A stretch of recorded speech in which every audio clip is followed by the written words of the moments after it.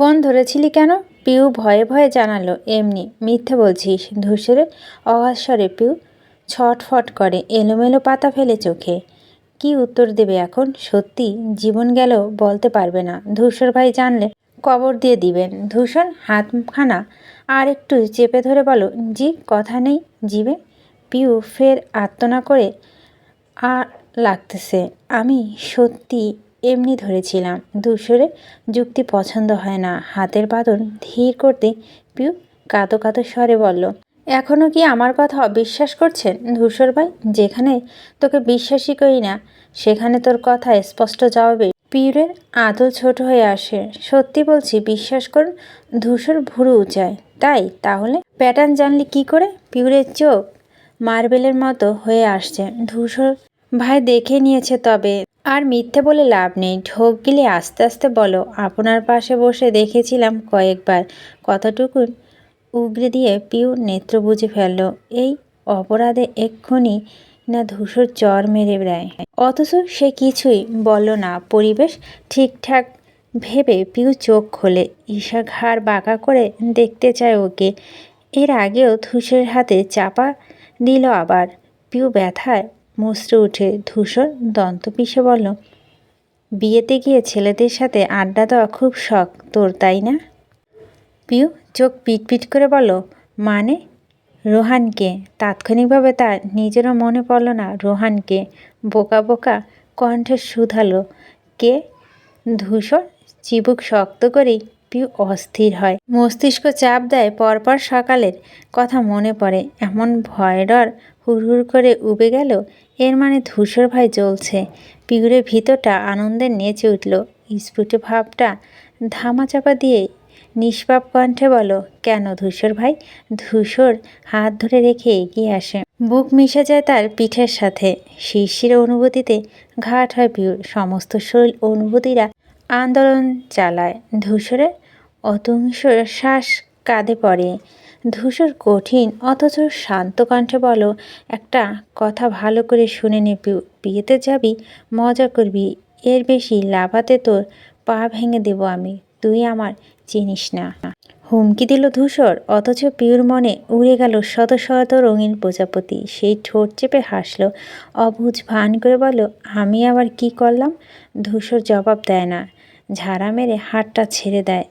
ঘুরে এসে বিছানায় বসে ফোনের লক আগেভাগেই পাল্টায়। পিউ স্পষ্ট দেখতে পেয়ে মুখ কালো করে। কি এমন আছে ওই ফোনে? সে প্যাটার্ন জেনেছে বলে পাল্টে ফেলতে হলো। ধূসর বলে, যা এখন, আর ভুলেও আমার যেন ধরতে না দেখি। পিউর কথাখানাক ভিতরে দমিয়ে রাখতে পারল না। মুখ ফসকে বলে ফেলল, আপনার ফোনে কি আছে ধূসর ভাই, যে আমি ধরলে? ধূসর তাকালেই পিউ থেমে যায়, ফের চোখ নামায়। ধূসর কিছুক্ষণ চেয়ে থেকে সুস্থিস্বরে জানায়, এমন কিছু যা তোর দেখা বারণ। পিউরের অন্তঃস্থলে চারপাশ হু করে আমাবস্যা ধেয়ে আসে। মাথা নাড়া দিল কিছু বিশ্রী বিদঘুটে চিন্তা। প্রথমেই ভাবল, তার মানে আমি ঠিক। ধূসর ভাইয়ের ফোনে নিশ্চয় এমন কিছু আছে। নিশ্চয় কি আছেই তো, হয়তো মারিয়ার সঙ্গে কোনো কিছু, বা অন্য কোনো মেয়ে। না হলে কেন এত লুকোচুরি? আচ্ছা, কি থাকতে পারে এমন কিছু যা সে সহ্য করতে পারে না? রাত হয়েছে, ঘুমাতে যা। লঘুকণ্ঠে পিউ নড়ে উঠে। ভাবনা কেটে যায়, পণ করে। সে দেখে ছাড়বে ধূসরের ফোনে লুকানো জিনিস। আজকের মতো হাল ছাড়ল তাই। কক্ষের জন্য পা বাড়ালো। হঠাৎ কি ভেবে থামল দরজায়। ঘুরে তাকাতে দেখল ধূসর এদিকে চেয়ে। আজ আর দৃষ্টি সরাল না। পিউ ভনিতা ছাড়াই বলল, একটা কথা বলবো? পিউ মিটিমিটি হেসে উঠে হঠাৎ। ধূসর নেত্র শুরু করে। পিউ দুপাশে দুলতে দুলতে বলে, বর্ষা আপুর কাজিন রোহান ভাইয়া অনেক কিউট জানেন, রবিনের চেয়েও বেশি। ধূসর হতকম্ব হয়। বিস্ফোরিত চোখে তাকায়। কিছু বলতে নিলেই পিউ হুটোপুটি করে দৌড়ে পালায়। ধূসর সেদিকে চেয়ে শ্বাস ফেলে। বুঝতে অসুবিধে হয় না মেয়েটা তাকে রাগাতে ইচ্ছে করে বলে এমন। ধূসর শুকনো হাসে। তার আন্দাজহীন পিউ আদৌ জানে তার ধৈর্যের বাঁধ কত মজবুত। জানলে এমন বোকা বোকা মজা করতো না নিশ্চয়ই। পুষ্পর কপাল বেয়ে দরদর করে ঘাম পড়ছে। মিনা বেগম লোচন কুচকে মেয়েকে দেখছেন। বেশিক্ষণ মনোযোগ দিয়ে দেখে সন্ধিহান কণ্ঠে বললেন, কার সাথে কথা বলছিলি? পুষ্প আমতা আমতা করে বলো, কার সাথে বলবো? সর সামনে থেকে। বিনা বাক্যে সরে দাঁড়ালো সে। মিনা বেগম দ্রুত পায়ে ভিতরে ঢুকলেন। আশেপাশে তাকালেন। পুষ্প পিছন পিছন দোয়া দূরত পড়ছে। তিনি তাকানোর মাত্রই সোজা হয়ে যাচ্ছে ঝটপট।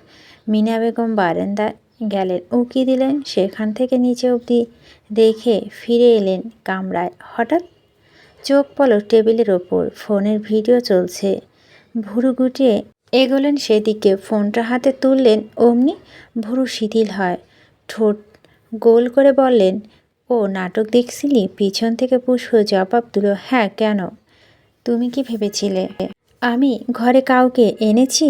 মিনা বেগম থতমত খেলেন। প্রসঙ্গ লোকার্তে ধমক দিয়ে বললেন, বেশি বুঝিস কেন? একবারও বলছি আমি বলিনি। কিন্তু উকিঝুঁকি তো ঠিকই দিলে, সাথে প্রমাণ করে দিলে আমার প্রতি তোমার বিশ্বাসের ছিটে ফোটাও নেই। পুষ্প দুঃখী দুঃখী মুখ করল, যেন কষ্ট পেয়েছে ভীষণ। মিনা বেগমের মায়া হয়। নরম স্বরে মেয়েকে বোঝাতে গেলেন, না মা, আমি তো শুধু। পুষ্প থামিয়ে দিয়ে বলল, কিচ্ছু বলতে হবে না আম্মু, আমি সব বুঝি। তুমি আমাকে সত্যি বিশ্বাস করো না। বাইরে থেকে কি না কি শুনে এভাবে চেক করছো। এক কাজ করো, সবাই যখন দেখলো খাটের নিচটা বাকি রাখবে কেন? তাও দেখো, দেখে নাও আমি ওখানে কাউকে লুকিয়ে রেখেছি কিনা। ইকবালের চোখ কপাল উঠল। মনে মনে হা হুতাশ করে বলল, এভাবে বলছে না রে, বলিস না। সত্যি যদি খাটের নিচে উকি দেয়, আমিও শেষ, তুইও শেষ। রাগ করছিস কেন? মেয়ে বড় হয়ে মায়েদের একটু একটু চিন্তা হয়, এখন বুঝবি না। আগে মা হ, একটা মেয়ে হোক, তারপর বুঝবি। 9 মাস পেটে রেখেছি, 2 হাতে মানুষ করেছি। কত রাত ঘুমাতে পারিনি, সেসব তো দেখলি না। সামান্য কি করলাম যার জন্য এভাবে বলছিস পুষ্প? মিনা বেগম ফ্যাস ফ্যাস করে কেঁদে আঁচল নাক চাপতে পুষ্প দীর্ঘশ্বাস ফেলল। মা একটু বেশি ইমোশনাল। কাঁদতে দেরি, চোখ থেকে পানি পড়তে দেরি নেই। আহা মা, কী বললাম এমন? কাঁদছ কেন? আচ্ছা সরি, ভুল হয়েছে আমার। মিনা বেগম শান্ত হলো। চোখ মুছে বলো, ঠিক আছে, শুয়ে পড়। রাত জেগে এসব নাটক ফাটক দেখা দরকার নেই, শরীর খারাপ করবে। পুষ্প মাথা দোলায়। আচ্ছা। মিনা বেগম বেরিয়ে গেলেন। পুষ্প এক লাফে গিয়ে দরজা আটকালো। হাঁপ ছেড়ে বাঁচার মতো শ্বাস নিল। তৎক্ষণাৎ খাটের তলা থেকে বেরিয়ে এলো ইকবাল। নিজেও বুকে হাত দিয়ে শ্বাস ছেড়ে বলল, থ্যাঙ্কস গড, বাঁচিয়ে দিলে আজ। পুষ্প ব্যস্ত কণ্ঠে বলল, আর এক মুহূর্তে এখানে থেকো না, এক্ষুনি যাও। ইকবাল, ভবিষ্যতে ভুল করে এভাবে আমার রুমে এসো না কিন্তু। ইকবাল ঘোর বিরোধিতা জানিয়ে বলল, সেই ভরসা দিতে পারছি না, ওটা নির্ভর করছে তোমার উপরে। ইঙ্গিত বুঝে পুষ্প অসহায় নেত্রে তাকালো। বলো, এবার যাও প্লিজ। যাচ্ছি। বা কেমন করছে দেখো, এত কষ্ট করে এলাম, পাত্তা দিল না আমায়। হ্যাঁ, আজ ধরা পড়লে পাত্তা ছুটে যেত। আচ্ছা, কাল তো চলে যাচ্ছ, দেখা কবে হবে তাহলে? আমি কি ওখানে যাব একবার? বা ধূসরকে বলবো আমাকে সাথে নিতে? পুষ্প দুদিকে ঘন ঘন মাথা নাড়িয়ে বলো, না না, পাগল নাকি? ভাইয়া সন্দেহ করবে। মোটেও না, 4টে দিন, একটু ধৈর্য ধরে থাকো। দেখতে দেখতে চলে গেছে, কাল একবার দেখা করা যায় না? ইকবাল ব্যাকুল স্বরে। পুষ্প খারাপ লাগলো। একটু ভেবে বলো, যাবে। কাল সকালে মেজো চাচ্ছু আমাদের শপিংয়ে নিয়ে যাবে, ওখানে এসো। ইকবাল সন্তুষ্ট হয়ে মাথা নাড়ল। তারপর যেমনভাবে উঠেছিল তেমনভাবে নেমে গেল। পুষ্প আর সেখানে দাঁড়ায় না। ইকবালের পা মাটিতে ঠেকতেই ঝটপট জানালা আটকায়। পিউ ব্যালকনিতে দাঁড়িয়ে, গায়ে পাতলা চাদর, হাতে ফোন, সম্পূর্ণ মনোনিবেশ দিয়ে ধূসরে ফেসবুক আইডি ঘাঁটছে। কোনো ছবিতে কোন মেয়ে কী রিয়াক্ট দিয়েছে, কি কমেন্ট করেছে, সব খুঁটে খুঁটে দেখছে। লাভ রিয়াক্ট পেলে সেই মেয়ের আইডিতে চলে যাচ্ছে, সাথে সাথে ভালো করে দেখছে মেয়েটা সুন্দর কিনা। তবে একটা বিষয় অদ্ভুত, মারিয়া নামে কোনো চিহ্নই নেই ধূসরের আইডিতে। তবে কি মেয়েটা অন্য কোনো নাম দিয়ে আইডি চালাচ্ছে? কাল এলে জেনে নেবে বরং। ও কাল তো হবে না, কাল তো ওরা বিয়ে বাড়িতে যাচ্ছে। আচ্ছা, ফিরে এসে জানবে। এই কয়দিন ধূসর তো আর কাছাকাছি থাকবে, উল্টোপাল্টো হওয়ার সুযোগ নেই। অবশ্য সে রেখেছে বা কী সুযোগ? এমন চাল চেলেছে ধূসর ভাই না গিয়ে পারবে না। একই সাথে পিউ আরেকটা বিষয় সুনিশ্চিত হলো, ধূসরের ভিতর তাকে নিয়ে নির্ঘাত অনুভূতি হয়েছে। না হলে কেন ফোনেরও সব বলতেই শুনে যেতে রাজি হবে? কেন বা আজকের মতো এভাবে সাবধান করবে? নিশ্চয়ই তার পাশে কোনো ছেলে দেখলে ধূসরের রাগ হয়, হিংসে লাগে। আর এই জেলাসনেসেরটা কি ভালোবাসা নয়? পিউ নিজেকে শুধালো। উত্তর আসে একবার হ্যাঁ, আরেকবার না। ভালো লাগলে মানুষটা তাকে এত এড়িয়ে চলে কেন? কেন নিজেকে এত লুকিয়ে রাখে? তার কি কাছে আসতে মন চায় না, ইচ্ছে করে না ওকে একটু ছুঁয়ে দেখি? একবার চোখের নিচে চেয়ে বলল ভালোবাসি, তারপর ইচ্ছে হয়, খুব ইচ্ছে। কি করে নিশ্চিত হবে ধূসর ভাইয়ের মনে কি আছে? রবিনকে নিয়ে রাগিও লাভ হলো না। ধূসরটা কি না কি নিজে নিজে বুঝে নিল। পিউ সেই দিকে কথা মনে পড়ে। ধূসর তার চোখ দেখিয়ে বলছিল, তোর মিথ্যে বলার যোগ্যতা নেই। আচ্ছা, ধূসর ভাই কি ওর চোখ চেয়ে মনের কথা বুঝে ফেলেছেন? তবে তো ভালোবাসাটাও বোঝার কথা না, কি বুঝেও ভান করেন যে জেগে থাকে, তাকে কি করে ঘুম থেকে তোলা যায়? পিউ হতাশ হয়ে গ্রিলে মাথা ঠেকে সামনে তাকায়। আচমকা বাগান থেকে কাউকে দৌড়ে যেতে দেখে সতর্ক হলো। চোখ ডলতে ডলতে ভালো করে দেখার চেষ্টা করলো ও দেখার মধ্যে লোকটা দেয়াল টপকে বেরিয়ে যায়। পিউরে নেত্র আকাশ ছোঁয়া। চোর নাকি? ব্যাপারটা বুঝতে বুঝতেই চোর পালিয়েছে। পিউ কাউকে জানানোর জন্য ঘর থেকে দৌড়ে বের হতে গিয়ে থেমে গেল। মনে হলো গায়ের শার্টটা ভীষণ পরিচিত লাগছে। হঠাৎ খেয়াল পড়ে এই শার্টটা কয়দিন আগে ইকবাল ভাইয়ার পরনে দেখেছিল না।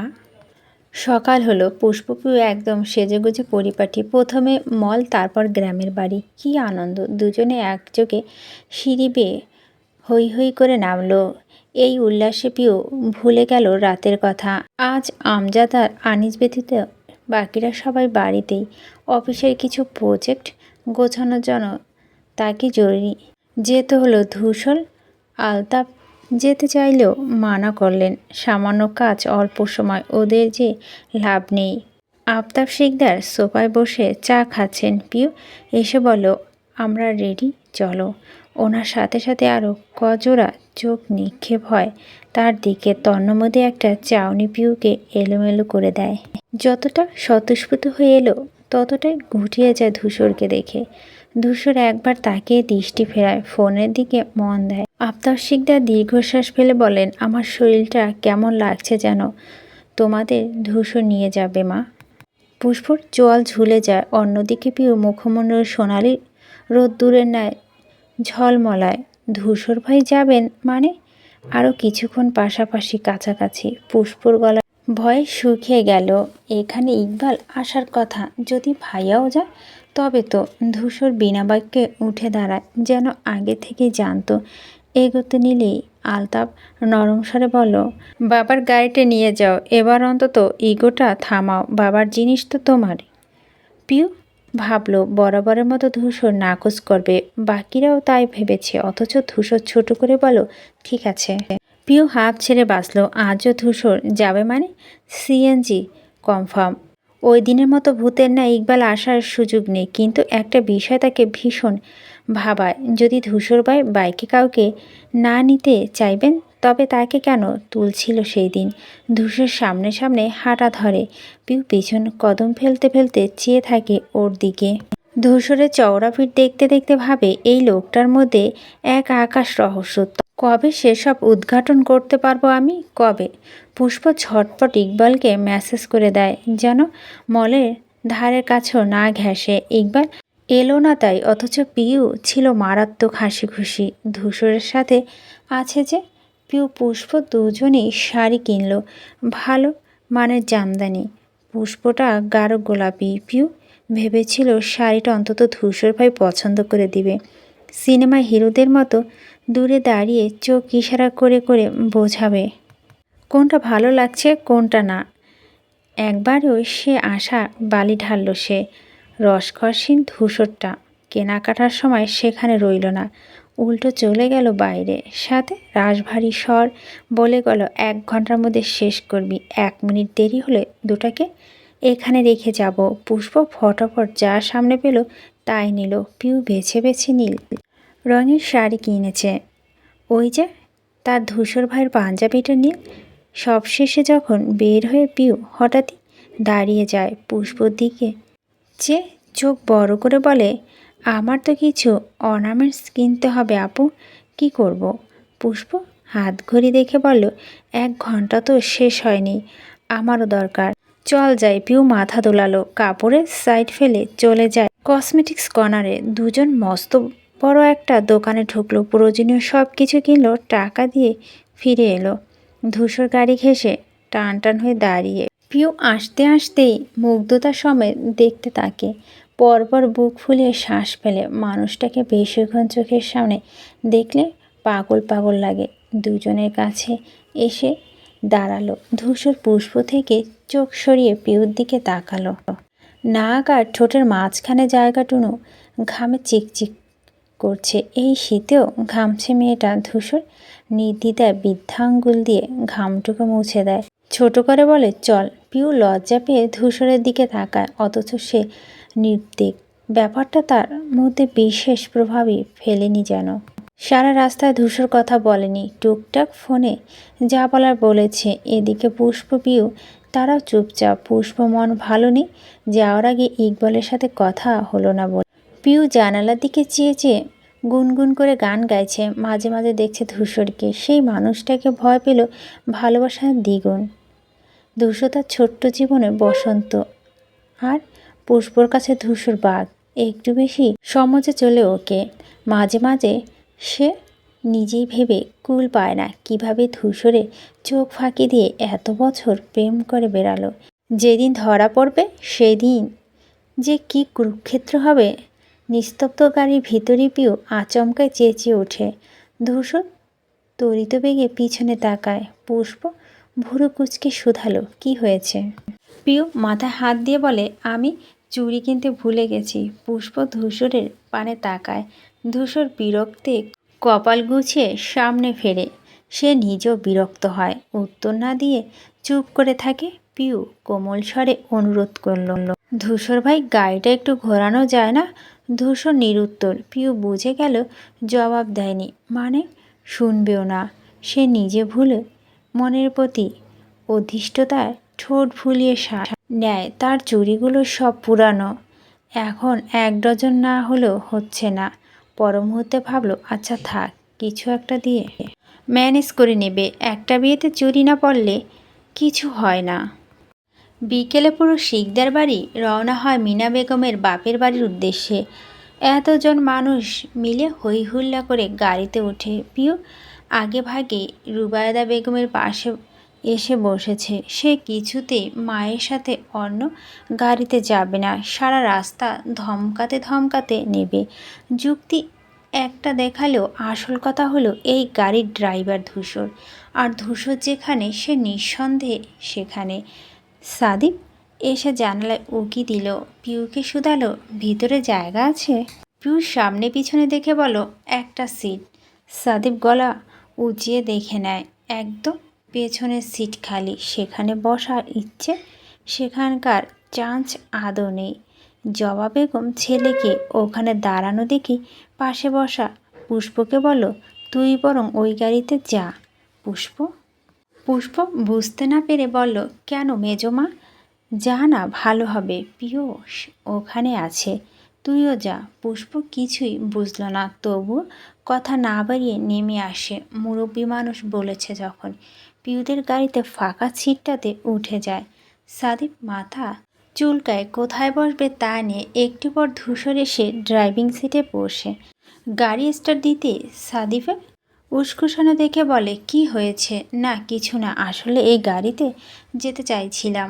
ধূসর একটু চুপ থেকে পাশের সিটে ইশারা করলো, এখানে এসে বস। সাদিপ সচেতন কণ্ঠে শুধালো, মেজো চাচু বসবেন শুনলাম।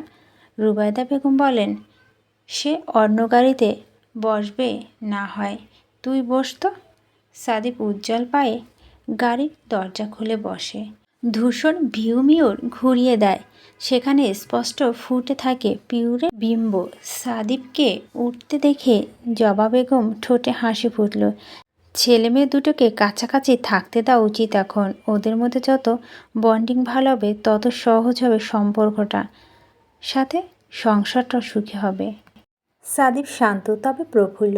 যাকে ভালো লাগে তার সাথে জমিয়ে ফেলে মুহূর্ত। আর যে চক্ষুশূল তার সাথে জবান বন্ধ। পুরো গাড়িতে মেতেছিল তারা। সে পিউ, সুমনা বেগম, রিক্ত আর রুবায়দা বেগম। পুষ্প চ্যাটিংয়ে ভীষণ ব্যস্ত। লাইনে ইকবাল। মন খারাপ তারও। একবারও দেখা হলো না বিধায়। ধূসর মনোযোগ দিয়ে ড্রাইভ করছিল। মাঝে মধ্যে দেখছিল মিউরের দিকে। একটা সময় রাস্তা ফুরায়। সামনের গাড়িগুলোকে ফলো করতে করতে এসে একটা বাড়ি সামনে থামে ওদের গাড়ি। মিনা বেগমের পিতা শাহজালাল মজুমদার গ্রামের চেয়ারম্যান ছিলেন। সেই আমলে গড়ে গেলেন এই বিশাল বড় 3তলা ভবন। এখনও তার জুলুস ধরে রেখেছে ছেলেরা। যত্ন আত্মি একটা ইটেও কম পড়ে না। বাবার শেষ স্মৃতি এখনও আগের মতো চকচক করছে দেওয়ালগুলো। মিনা বেগমও 4 ভাই বোন, তবে 2 ভাই 2 বোন। তিনি বড় সবার মধ্যে। এরপর রাশিদ আর মোত্তাবিল মজুমদার মিলেমিশে থাকেন এখানে। বর্ষা, বেলাল, রাশিদের 2 সন্তান আর মোতালিবের 2 মেয়ে।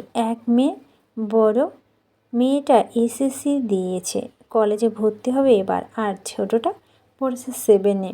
একমাত্র পিউরা ছাড়া বাকি সবাই বাড়িটা প্রথম এলো। তাই রাশিদদের পুরো পরিবার মিলে লাইন ধরে দাঁড়িয়েছিল দরজায়। মিনা বেগম 4 বছর আসেনি বাপের বাড়ি। মাঝখানে একবার বর্ষা আর বেলালকে নিয়ে ওদের মা ময়নুমা খাতুন ঘুরে এসেছিলেন। এতদিন পর বাবা বাড়ি এসে চোখ ভিজে উঠে তার। আবেগ আৎফুল্ল হন। ভাইদের ধরে কেঁদে ফেলেন রাশিদ আর তিনি পিঠাপিঠি। রাশিদ বোনের মাথা হাত বুলিয়ে বলেন, বোকা কাঁদছিস কেন? এই যে এলি, 1 মাসে যেতে দেব না। মিনা বেগম হাসলেন। এর মধ্যে ধূসরের গাড়ি ভিড়ে সবাই শেষে আসা মনোযোগ দিয়ে সেদিকে ঘুরল সবাই। পিউ পুষ্প দ্রুত নেমে মামা মামির কাছে ছুটে যায়। পিউ গিয়ে জড়িয়ে ধরে মোতালিবকে। ছোট মামা তার সবচেয়ে প্রিয়। মোতালিব চুমু খেলেন ওর কপালে। জিজ্ঞেস করলেন, কেমন আছিস? পিউ চঞ্চল কণ্ঠে জবাব দিল, খুব ভালো মামা। এভাবে ভুলে গেলি পিউ? কতগুলো দিন আসিস না তোরা। আমরা বুঝি পর হয়ে গেছি? অমন করে বলছে কেন মামি? আমরা বুঝি তোমাদের ভালোবাসি না? পুষ্প কথায় বর্ষা বলল, তার নমুনা তো এই। বিয়ে না হলেও আজকে আসতি না। মোত্তালিবের 2 মেয়ে শান্তা আর সুপ্তি একটু পর পর ফিসফিস করছে নিজেদের মধ্যে। সাদিক গাড়ির পিছনে গিয়ে ফোন উঁচুতে করে নেটওয়ার্ক খুঁজছে। গ্রামে আসতে না আসতেই সিম ডাউন, কোনো মানে হয়? রাশিদ মজুমদারের হঠাৎ ধূসরের দিকে চোখ পড়তে বলল, ওটা ধূসর না মিনা? নাম শুনে ধূসর ফোন পকেটে ভরে তাকালো, হাত উঁচিয়ে সালাম দিল। মিনা বেগম চওড়া হেসে বলল, হ্যাঁ ভাইজান, আমার ছেলে। পিউ মনে মনে আপত্তি করে বলল, উফ তোমার জামাই। রুবেদা বেগমে বুক ভরে আসে। তিনি হেসে আলতাপের দিকে তাকালো। ছেলেটা তাদের, অথচ বড় আপা কোনোদিনও ওকে পরের মতো দেখেনি। সবাই সাথে কখনো বলেনি এটা আমার জায়ের ছেলে। এতটা ভালোবাসা যায়। আর এজন্যই হয়তো ধূসর যে কোনো ছোট বড় প্রয়োজনে তাদের না ডেকে ওর বড় মাকে ডাকে। রাশিদ হাত লম্বা করে ডাকলেন, এসো বাবা। ধূসর এগিয়ে যায়। রাশিদ ওর 2 কাঁধে ধরে আপাদমস্তক দেখে বলে, কত বড় হয়ে গেছো তুমি। সেই বিদেশে যাওয়ার আগে দেখেছি, তারপর আর যাওয়া হয়নি ওই বাড়িতে। তুমি তো এসএসসি বোর্ডে স্ট্যান্ড করেছিলে, তাই না? ধূসর কিছু বলার আগে পিউ লাফিয়ে উঠে বলল, হ্যাঁ, ধূসর ভাই খুব ভালো স্টুডেন্ট। ওনার মাথাটা নিউটনের মতো, শুধু ছাকড়া চুল নেই। বোকা বোকা কথাটা সবাই হেসে ফেলে। রাশিদ মজুমদার ভুরু কুঁচকে বললেন, তুমি কেন এসেছ? পিউর হাসি মুছে গেল। অবাক হয়ে বলল, কেন মামা, আপুর বিয়ে আমি আসবো না? তোমার না পরীক্ষা? এই সময় বিয়ে টিয়ে গোল্লায় গেল বা? পড়াশোনা তো আগে, তাই না? পিউ চোর ধরার পড়ার মতো চেহারা বানালো। এই কথাটা এখানে তুলতে হলো? সে গত দুদিন যাবৎ কি সাংঘাতিক ভয়ে ছিল এই নিয়ে। পরীক্ষা ছুতো সবাই, তাকে রেখে না গেলে হয়। আর আসার সাথে সাথে বড় মামা বলে দিলেন। ময়নুমা খাতুন ওকে কাছে টেনে বলেন, আহা, এভাবে বলছো কেন? ছোট মানুষ, সবাই আসবে, ও বুঝি একা বসে থাকবে বাড়িতে? পিউ নিভু কণ্ঠে বলল, আমার সব পড়া শেষ মামা, শুধু রিভিশন দিলেই হবে। মুত্তালিব বললেন, হ্যাঁ জানি তো, আমাদের পিউ ভালো ছাত্রী। আচ্ছা সবাই বাইরে দাঁড়িয়ে থাকবে না কি, ভিতরে চলুন। আমজাদ শিকদার আসেনি? আনিজ আর তিনি একেবারে অফিস থেকে ফিরবেন। আগে ফোন করে রাশিদকে জানিয়েছিলেন আমজাদ। সবাই একে একে ভিতরে গেল। রাশিদ দাঁড়িয়ে রইলেন। মিনা বেগম জিজ্ঞেস করলেন, ভিতরে যাবি না? অপেক্ষা করছিস কারোর জন্য? হ্যাঁ, ওই রোহানরা আসছে তো। ওরা আবার এখানে কোনো দিনও আসেনি, চিনবে কি না কে জানে। ধূসর যেতে যেতে রোহান নামটা শুনে থমকালো, ফিরে তাকায় দরজার দিকে। পরপর তীক্ষ্ণ চাউনিতে দেখলো বর্ষার সঙ্গে কথা বলতে বলতে যা পিউকে। এই রোহানের কথা শুনলেই না সেই দিন যাকে পিউরের এত পছন্দ, তাকে একবার দেখতে হচ্ছে তো। সবাই উপরে গেল। ধূসর বসে পড়ল সোফায়, শান্ত দেখে শুধালো, উপরে যাবেন না? ধূসর সংক্ষেপে বলল, পরে যাব। শান্ত আর কিছু বলল না। বাকিদের ঘর দেখানোর জন্য তাদের সঙ্গে গেল। পিউ সিঁড়ি বেয়ে উঠতে উঠতে পিছনে ঘুরে তাকাচ্ছিল। ধূসর বিষয়টা তা বুঝতে বাকি নেই। হাসলেন সে, দুষ্ট হাসি। মনে মনে আওড়ালো, রোহানকে দেখতে চাচ্ছেন ধূসর ভাই? বেশ দেখুন, তবে খেয়াল রাখবেন যেন চমকে টমকে আবার চেয়ার উল্টে না পড়ে যান। ধূসরের অপেক্ষা ফুরাচ্ছে না। আর কতক্ষণ বসে থাকবে এভাবে? সে বেজায় বিরক্ত। ফোন টিপতে টিপতে অসহ্য লাগছে এখন। তবু উঠে রুমে গেল না। আগে ছেলেটাকে দেখবে, তারপর যাবে। এমন কোন রাজপুত্র যাকে পিউর এত পছন্দ? সে আরেকবার চকচকে সাদাটে হাতঘড়িটা দেখে নেয়। কমসে কম 20 মিনিট ধরে বসে আছে এখানে। তার অপেক্ষার অবসান ঘটাতে রাশিদ মজুমদার ঢুকলেন, সাথে আনিসের বয়সী এক ভদ্রলোক। কথা বলতে বলতে আসলেন দুজন। পেছনে রয়েছেন আরও কজন। ধূসর গলার আওয়াজ শুনে বিদ্যুতের বেগে তাকালো। ভাবলো, এই বুঝি অনাকাঙ্ক্ষিত প্রত্যাশিত মানুষটি এলো। ওকে বসা থেকেই রাশিদ মজুমদার থেমে গেলেন। বলেন, কি ব্যাপার বাবা, তুমি রুমে যাওনি? ধূসর উঠে দাঁড়ায়। কিছু দরকার? না, আসলে পড়ে যাব ভেবেছিলাম। পেছন থেকে নারীটি শুধালো ছেলেটিকে। দুলাভাই? মিনা আবার মেজো জায়ের ছেলে ধূসর ওনাকে সালাম দিল। রাশিদ পরিচিত করালেন, উনি হলে পিউরের মামি ছোট বোন রুম্পা। আর ও ওর স্বামী মুস্তাফিজ রহমান। ধূসর হেসে লোকটির সাথে অনুমোদন সারল, অথচ তার মন চোখ দুটো রইল সদর দরজায়। সে রোহনকে খুঁজছে। ছেলেটি কি আসেনি? রাশেদ ওনাদের কাছে ধূসরের প্রশংসা স্বরূপ নানা কথা বললেন। তাদের হয়ে কিছু কথা ওকে শোনালেন। বিধিরাম একটাও ধূসর মস্তিষ্ক গেল না। সে উদ্গ্রীব হয়ে বাইরে দেখছেন। অনেকক্ষণ গেলে দরজা দিয়ে কেউ ঢুকছে না, আসছেন না। শেষমেশ অধৈর্য হয়ে পড়ল ধূসর। অস্থিরতায় ভিতরটা টইটুম্বুর হলো। কৌতূহল চেপে রাখতে না পেরে জিজ্ঞেস করেই বসলেন, রোহান আসেনি আঙ্কেল? রাশেদ মজুমদার ভুরু গুটিয়ে বলেন, তুমি রোহানকে চেনো? ধূসর চটপট উত্তর দেয়, পিউর কাছে শুনেছিলাম আসেনি। আমিই তো রোহান, এই যে আমি। ছোট্ট বাচ্চার কণ্ঠ শুনে ধূসর চোখ নামায়। রুম্পা বেগমের আঙুল ধরে দাঁড়িয়ে সরল চেহারা স্বাস্থ্যবান ছেলেটা হাত উঁচিয়ে বলল, হাই।